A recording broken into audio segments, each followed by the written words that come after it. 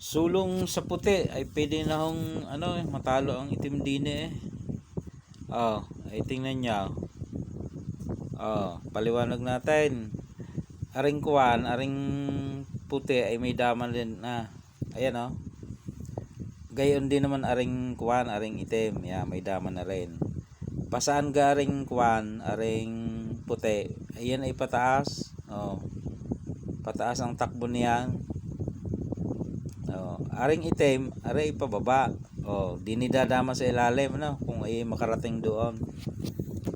Ngayon, dahil ang rules ay ang puti ang susulong, mananalo ang puti, paano gagawin?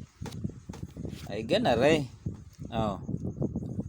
Ang gagawin diyan ng puti ay magpapakain din eh. Yan.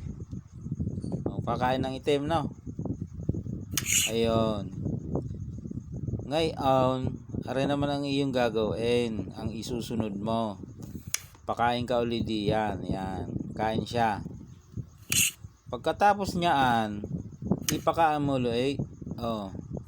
Hindi naman pwedeng isa lang kakainin eh. Bakain. Dalawa yan. Ayun dama. Kakain ng dalawa. Di ba ga? Tingnan mo. Hindi maaring isa lang, dalawa yan eh. Kain dalawa. Ngayon, ikaw naman ang kakain. 4 ang kakainin mo. 1, 2, 3, 4. Huwag mo lang isa sagad at baka tumabla yan, Ang gawin mo, 1, 2, 3, di nila ang bitinin mo ng kaunti. Yan. Di kakain ngayon yung itim niya. Kakain pa siya eh. Pagkain niya ay di aring dama mong are isalaksak mo din eh. Hindi nakalabas aring damang are.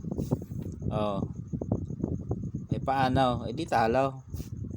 Papadini papunta din ang sulong ng itim eh. Hindi naman yung patras eh. Di ba ga? Kaya matatalo diyan ang itim, pagkagandang puzzle naman eh. Tinan mo maigi. Sa una hindi mo mahulaan. Ay nung makita ang mga solusyon, nagkalasan, ay di nakita ngayon. Di ba ga? Isulong mo lang yan eh. Pagkatapos, areng isunod mo, ngayon ipados mo. Di ba ga? Kitang kita. Yung sabi ko kanina, wag mo lang kainin ng asagad, kakapusin mo ng kaunti, bibitinin mo ng kaunti, 1, 2, 3, 4. Ayun. Iyan, para pagkain niya, isalaksak mo diyan, ay di tapos nakuha ga. Sige, paalam na sa iya.